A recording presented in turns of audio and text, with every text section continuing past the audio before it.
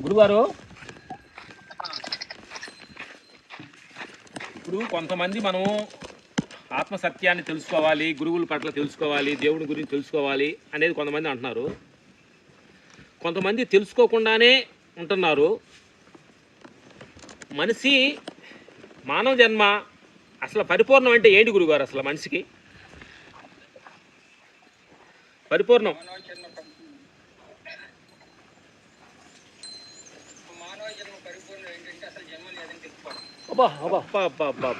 శతకోటి దండాలు.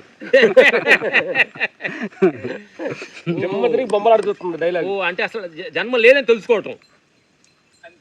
ఇప్పుడు జన్మ లేదని తెలుసుకోవాలంటే చాలామంది గురువులు గత జన్మలో కర్మల వల్ల నీకు ఎలాంటి అనుష్ఠాలు జరుగుతున్నాయి, లాభ నష్టాలు జరుగుతున్నాయి, ప్రోమోలు జరుగుతున్నాయి అని అంటుంటారు. దీనికి ఆడియన్స్ మనం ఏం చెప్పబోతాం గురుగారు మీ సైడ్ నుంచి?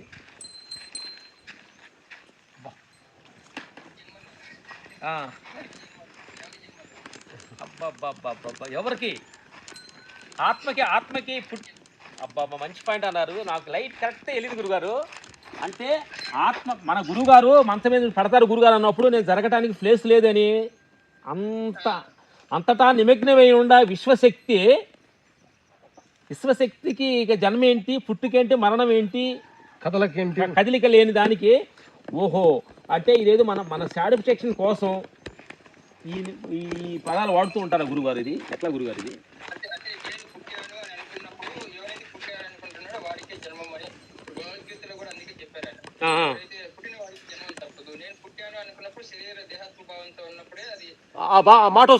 ఆ మాట వస్తుంది. ఓహో, ఎప్పుడైతే అది లేదో దేహభావం లేకుండా శరీరభావము, శరీరం, మనస్సు, అహంకారము ఈ పూర్తిగా నశించినటువంటి స్థితిలో ఉంటాం. ఇంకా జన్మతో పని లేదు అసలు. ఓహోహో, మనస్సు యొక్క పుట్టుకే జన్మము, యొక్క పుట్టుకే జన్మము. ఓహో, అంటే మనస్సు శరీరం రెండు ద్వంద్వాలు, ఈ రెండు ద్వంద్వాలకు ఆధారమే ఇది అంటారు. ఓహోహో, అంటే ఇప్పుడు సాధారణ మానవుడు కూడా ఇది తెలుసుకోవాలండి గురుగారు. ఈ ద్వంద్వాల నుంచి బయటికి రావాలంటే ఏం చేయాలి గురుగారు? మనస్సు ఈ దేహం నుంచి బయటికి రావాలి మనిషి. వాస్తవాన్ని చెప్పినప్పుడు ఉన్నది ఉన్నట్లుగా గ్రహించమని చెప్పినప్పుడు గురువులు లేదా దైవాదైన మనము దాన్ని అంగీకరించగలిగారు. ఒకటి, ఆ అంగీకరించేటువంటి క్రమంలో మొదటిది మనము స్వయంగా స్వశక్తితో స్వయంగా సాధన చేసేటువంటి పద్ధతి ఒకటి, ప్రయత్నం అనేటువంటి అది. అందులో కూడా నీకు దైవ కృప తోడుండి, దైవానుగ్రహం పుష్కలంగా ఉండి నువ్వు సులభంగా గ్రహించగలిగితే అది సాధ్యం అవుతుంది. రెండో పక్షంగా ఇది నా వల్ల కాలేదు అంటే ఏదో ఒక శక్తి నీవు విశ్వసించినటువంటి ఆ గురువుకో దైవానికో సంపూర్ణ శరణాగతి అవ్వాలి. అబ్బాబ్బా, ఏం ఎక్స్పెక్టేషన్ లేకుండా, ఎదురు చూపు లేకుండా ఫుల్ కంప్లీట్ శరణాగతి అవ్వాలి. అప్పుడే అది సాధ్యం అవుతుంది. Okay okay okay okay. అంటే ఆ కంప్లీట్ శరణాగతి కూడా అంత సులభం కాదు అని అంటారు. ఎందుకంటే శరణాగతి అంటే అంతా నీవే అని చెప్పేసి నాకేం కావాలో అవన్నీ నువ్వు చూసుకొని చెప్పడం కదా అర్థం అక్కడ. అంటే ఆ శరణాగతిలో కూడా ఇప్పుడు అయ్యా నిన్ను నమ్ముకున్నాను కదా, నువ్వు నాకేం కావాలో అదంతా ఏర్పాటు చేయాలి కదా అని మళ్ళీ డిమాండ్ చేయకూడదు. అక్కడ డిమాండ్ వస్తుంది. కోరికలు డిమాండ్లు ఉండకూడదు. నాకు కారు కావాలి, ఇల్లు కావాలి, బంగ్లాలు కావాలి అనుకుంటే మళ్ళీ కోరికలు అయిపోతున్నాయి కదా. ఇది ఇచ్చినా సరే ఇవ్వకపోయినా సరేనట్టు, నేను నీటిలో వేసినా, అగ్నిలో వేసినా, లేదా మంచి మంచి భవనాల్లో పెట్టినా, స్వర్గంలో పెట్టినా, నువ్వు దేనికి ఇది ఇచ్చావు ఇది ఇవ్వలేదని అనకూడదు. అబ్బా దేన్ని కూడా అబ్బా. ఇప్పుడు గురుగారు నిజ జీవితంలోకి వస్తున్నా. నిజ జీవితంలో కొంతమంది కారు లేదని, కొంతమంది ఇల్లు లేవని, కొంతమందికి ఏదో వస్తువర్తులు లేవని బాధపడుతుంటున్నారు. శరణాగతి అయితే ఇదంతా సహజమైన ఇది, అన్నింటిని యాక్సెప్ట్ చేయడం అనేది మంచిది అంటారు గురు. ఇదంతా కరెక్ట్, ఆ పాయింట్ ఇది కరెక్ట్ అవుతుంది కదా గురుగారు? కరెక్టేగా? భౌతిక ప్రపంచం చెట్టు కింద పడుకుంటున్నాడు భిక్షగాడు, వైట్ హౌస్ లో పడుకుంటున్నాడు ట్రంప్, ఒబామా.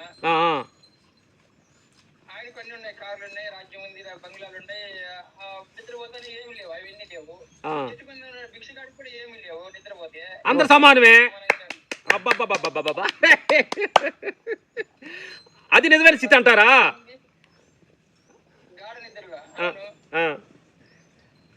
అది నిజమైన స్థితి అంటారు గురుగారు?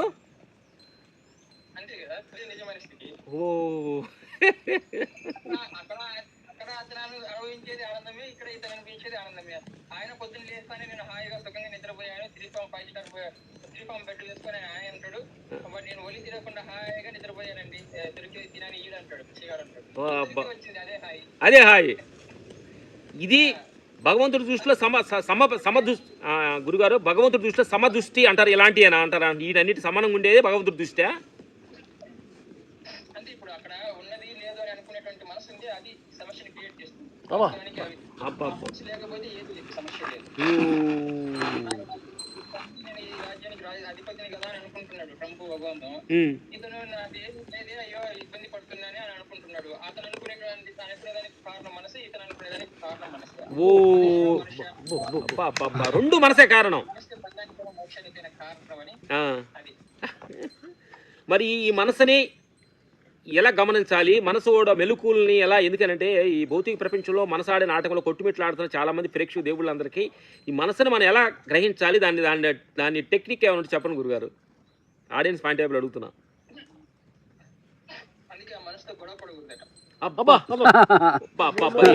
అంటే ప్రేమగా దాన్ని ఫ్రెండ్షిప్ చేసుకోవాలా?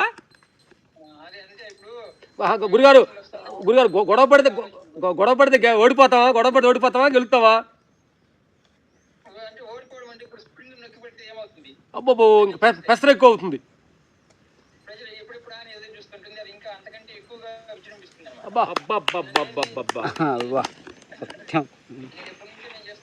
గురుగారు క్లోజ్ పెట్టాను.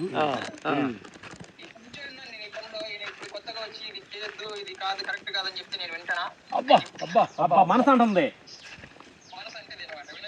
ఓ ఎంత ఎక్స్పీరియన్స్ ఉండగా నేను ఉన్నాను కదా. 8 సంవత్సరాల నుంచి నేను బాతుకొని వస్తే అన్ని నాది నేనైనా మమకారంలో బాతుకొని వస్తే ఈరోజు కాదంటే ఎట్లాగా?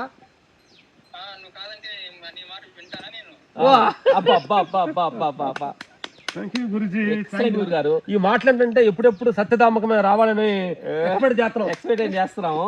గురుగారు అడితే ఎట్లా ఫ్రెండ్షిప్ చేసుకోవాలి? దానికి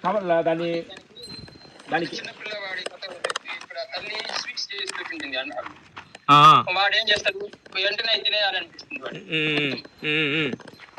అమ్మ ఏం చెప్తుందంటే, అరే అలా కాదు నేను అది వెంటనే ఒకసారి తింటే జబ్బు చేస్తుంది, నేను ఒకటో నీకు ఇస్తాను, రోజు 1-2 ఇస్తాను, అలా అయితే బాగుంటుంది అంటే వాడు నేను మొత్తం తినాలి ఇప్పుడే అన్నట్టుగా కొద్దిగా 1-2 ఇస్తారు. తర్వాత వాళ్ళ అమ్మ తీసుకెళ్ళి ఆ వంటగదిలో ఎక్కడ ఎత్తి పెట్టి ఉంటారో అట్లా రెస్ట్ తీసుకుంటూ ఉంటారు. వాళ్ళ అమ్మకు తెలుసు వీడి ఆలోచన అంతా దాని మీదే ఉంటుంది అని. అలా పడుకున్నట్టుగా పడుకుంటారు, నిద్రపోయినట్టుగా అలా పడుకుంటే అంటే నిద్రపోరు, పడుకుంటారు అట్లా. సరే వీడేమనుకుంటారు, అమ్మ పడుకుంది కదా వాడికి తెలుసు నేను పోయి నా పనులు నేను ఉంటా చెప్పేసి ఆ తలుపు తీస్తారు కొంచెం వంటగది తలుపు. అది ఆ తలుపు చూడని శబ్దం చేస్తుంది. వెంటనే వాళ్ళ మరే అంటుంది. వెంటనే వాడు ట్యాక్ చేస్తారు, పెద్ద మనిషిలాగా నేను దానికోసం కాదు ఇంకే దానికోసం పోయి ట్యాక్ చేసి వెనక్కి వచ్చేస్తారు. అంటే ఈ చిన్నప్పటి నుంచే ఈ మనస్తత్వం చిన్నప్పటి నుంచి ఈ పర్ఫార్మెన్స్ అలవాటు పడిపోయింది అంటారా? అంటే ఇప్పుడు ఏమైంది, వాళ్ళమ్మ వాడిని కొట్టలేదు తిట్టలేదు, జస్ట్ గమనిస్తూ ఉన్నారు వాడు చేసేటువంటి పనులన్నీ. ఆ పనులు అలాగే మనసు తన స్వభావంగా అది బాహ్యంగా విపరీతంగా పోతూ ఉంటుంది, వచ్చినట్టు పోతూ ఉంటుందని తెలిసి అనేక రకాలైనటువంటి అనవసరమైనటువంటి ఆలోచనలు చేస్తుందని తెలిసి మనం ఏం చేయాలంటే వాటిని బలవంతంగా బంధించేటువంటి ప్రయత్నం చేయకుండా గమనించండి.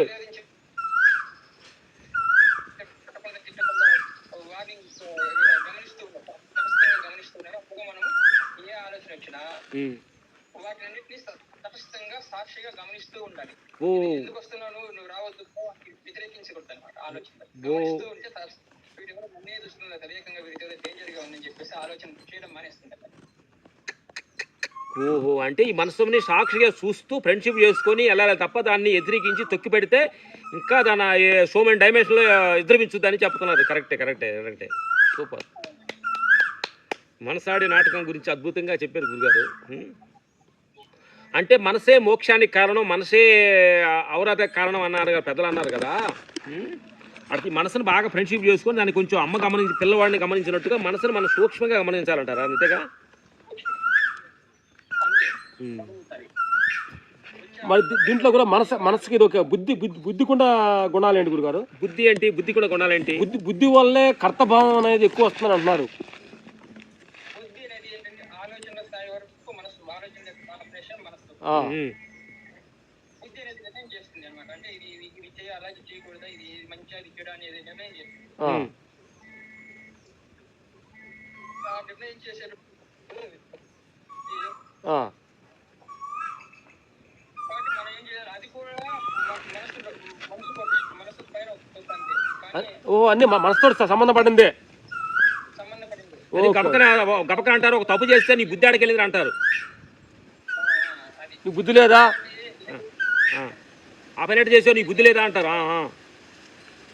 ఏదైతే నేనుగా ఉందో అది మనసుకు బుద్ధికి అతీతమైనటువంటి. ఓహో ఏది ఆ నేను ఇప్పుడు భగవాన్ రమణులో అనే నేను ఈ నేను ఒకటేనా గురుగారు? అంతే కదా, అసలైనటువంటి నేను రమణ మహర్షి చెప్పినటువంటి నేను, ఈ ఆత్మ అని చెప్పేటువంటి సచ్చిదానందం అని చెప్పేటువంటి బ్రహ్మము చైతన్యం అని చెప్పేటువంటి నేను ఒకటే. ఓహో, పేరు కొంచెం మార్చి చెబుతున్నాం కాబట్టి సత్యం ఒకటే. అంతే, పేర్లు రికగ్నైజ్ మనం ఒక్కొక్కరు ఒక్కొక్క రకంగా దాన్ని గుర్తుపెట్టుకునేటువంటి విధానాన్ని బట్టి అట్లా చెప్పవలసి ఉంటుంది, కానీ విషయం ఒకటే. ఉన్నది అదే ఉంటుంది, ఒకటే, అదే సత్యం. అంతే. ఇప్పుడు ఏ నేనైతే మనం వీటన్నిటి మూలాధారం అయిందో ఆ నేనులోకి వెళితే ఇవన్నీ మన క్లారిటీగా మనం తెలుసుకోవచ్చు గురుగారు వీటన్నింటినీ. తెలుస్తాయి ఇక్కడ. ఎందుకంటే ఇప్పుడు చెయ్యని నేను చేసినప్పుడు చెప్తున్నాను, చెయ్యని చేయి చెప్పడం లేదు కదా, చేయి చెప్పట్లా. చెప్తున్నాను. శరీరం నా శరీరం అని నేను అంటున్నాను, కానీ నేను శరీరం కాదు కదా. గురుగారు మిమ్మల్ని అడుగుతున్నాను, ఇప్పుడు మనసు అంటున్నాం కాబట్టి మీరు ఇన్ని సంవత్సరాలు 9 సంవత్సరాల నుంచి ఓన్లీ మార్నింగ్ ఈవినింగ్ ఒక గ్లాస్ పాలు లాగే మీరు జీవిస్తున్నారు. మీ మనసు పక్క వాళ్ళు మేము మీ పక్కనే ఉండి అన్ని రకాల కూరగాయలు వెరైటీ ఫుడ్ గిడ్డు అలాగే వెరైటీ మార్నింగ్ ఇడ్లీలు అవి తింటున్నారు చుట్టూ ఉండి, అప్పుడు నీ మనసు నిన్ను అడగట్లేదా? ఈ మనసు ఏమంటుంది దాన్ని నువ్వు ఎలా సమాధానం చేస్తావు నీ మనసుకి నువ్వు?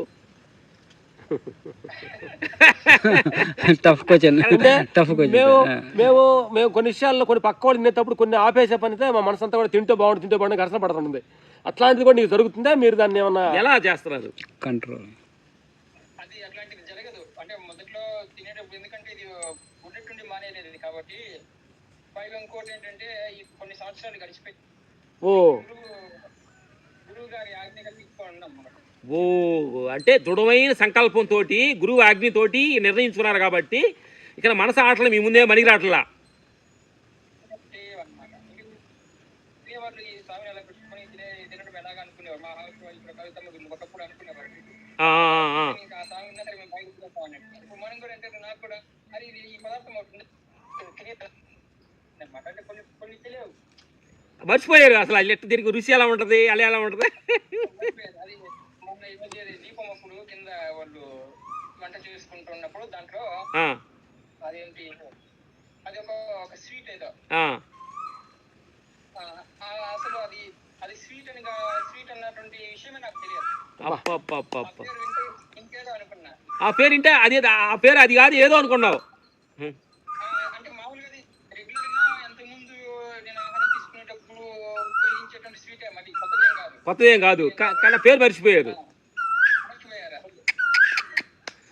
అంటే చూస్తున్న నా ప్రేక్షక దేవుళ్ళారు చూడండి, మనం ఏదైనా గురువు ఆజ్ఞతోటి దృఢమైన సంకల్పంతో కానీ మనం ఒక నిర్ణయం తీసుకుంటే అదే మనకు హెల్ప్ అవుతుంది. దాన్ని మనం ఎలాంటి ఎట్టి పరిస్థితి ఎలాంటివి వచ్చినా కానీ దాన్ని ఒడిదుడుకులు వచ్చినా కానీ దానిలో నుంచి మార్పు రాదు అనేది గురుగారి ద్వారా తెలుసుకున్నాము. గుడ్. అంటే మీ దగ్గర మనసు అనేది కానీ మీ దగ్గర మనసు ఆడే ఆటలో మీ దగ్గర ఏం పని చేయబడితే అది మనకి ఎంత ప్రియమైనదైనా కావచ్చు, ఎంత మనం ప్రేమించే వ్యక్తులు కావచ్చు, ఏదైనా కావచ్చు, ఆ ఆజ్ఞని మనం అది మనం ప్రభావితం చేయలేదు. ఓకే, థ్యాంక్ యూ గురుగారు. ఇంకా అంటే గుడ్. అంటే మనసు అనే దానికి సూక్ష్మంగా చాలా అద్భుతంగా మాకు క్లారిటీ ఇచ్చారు. మనసు అంటే వీటన్నిటికీ ఆధారమైంది ఆత్మస్థితి నేను అనేది. దానికి వెళ్ళటానికి వీటన్నిటి కొంచెంగా మనం ఫ్రెండ్షిప్ చేసుకొని వాటితోటి ఫ్రెండ్షిప్ చేసుకొని మనసు బుద్ధి నుంచి నేను అనే దానిలో చేరాలి గురుగారు. అంటే ఆ మనసు ఎవరి ఆలోచనలే వస్తున్నాయి, ఎవరి ఆలోచన ఎందుకు నా ఆలోచన నేనంటే ఎవరు మన దగ్గరికి వెళ్తాం ఆత్మస్థితికి పట్టుకుని అహంకారం మమకారం ఇవన్నీ కూడా దాని రిలేటెడ్ అన్నమాట. Super super super. Good good good good. అద్భుతంగా ఈరోజు సత్సంగం పొద్దున ఒకటి జరిగింది, ఇప్పుడు జరిగింది. అప్పుడప్పుడు మేము ఖాళీగా ఉన్నప్పుడు లైన్లో మీరు ఏదైనా ఫ్రీగా ఉన్నప్పుడు చెప్పండి గురుగారు, ఇట్లా 10 మందికి మంచి కార్యక్రమం